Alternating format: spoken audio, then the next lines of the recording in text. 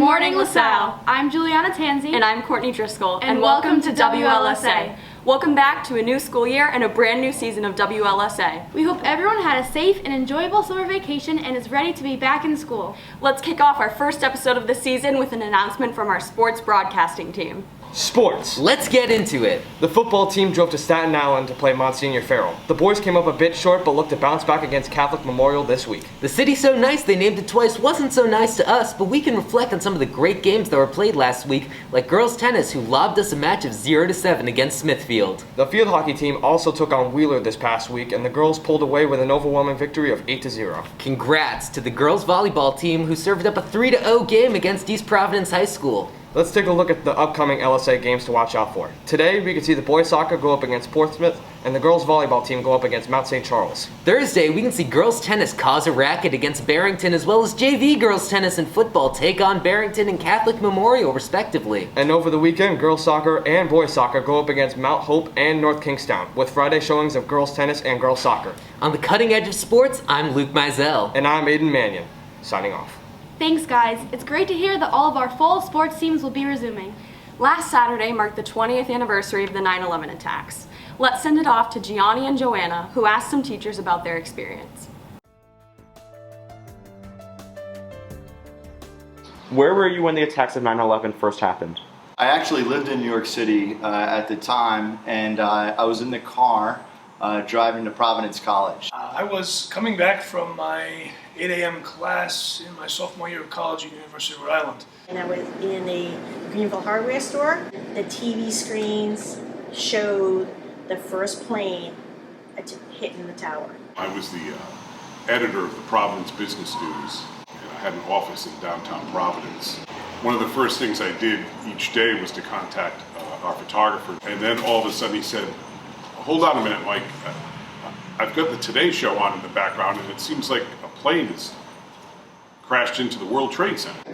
At the time, I was working for Lifetouch. I was in Stonington, Connecticut, doing first day of school candids. So the Highway 95 north and south was closed. What was your initial reaction to the attacks?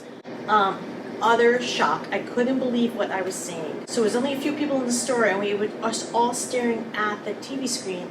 Well, shock, of course. I think like a lot of people, it was just so shocking that something like that, something so dramatic, could happen. And it didn't seem like anything could be shocking after that morning. I think everybody was shocked by, you just couldn't believe what you were watching on TV. Like everybody was glued to a TV. The actual initial reaction was to be uncertain that it even was an attack. An uncertainty, a shock, and then an almost unnameable fear. How have the attacks on 9/11 affected you personally? I wasn't allowed to drive back into the city. I got on the train, and it was just very quiet. And looking around, the train was full of first responders. You know, it just was amazing to see so many people rushing down to help. It makes me really appreciate life and to live life to the fullest. I took my kids to the memorial because they weren't even born yet. Told them what had happened, what it was. A questioning of, again, why and what's next. And so there was a sort of a fear that stayed with, I think, just about everybody. How do you think the events of 9/11 have impacted American society as a whole? Our daily travel routines have all changed, so how much time you need to go to the airport and all the procedures that you have to go through to travel.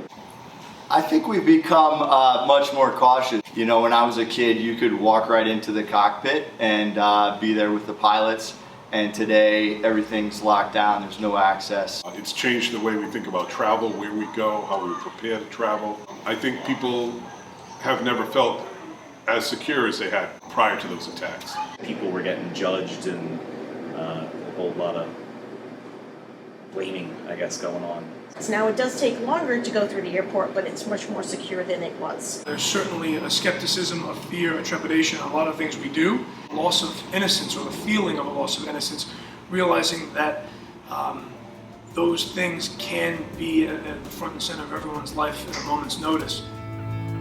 Thanks, guys. This is a very important incident to reflect on as we honor those who tragically lost their lives.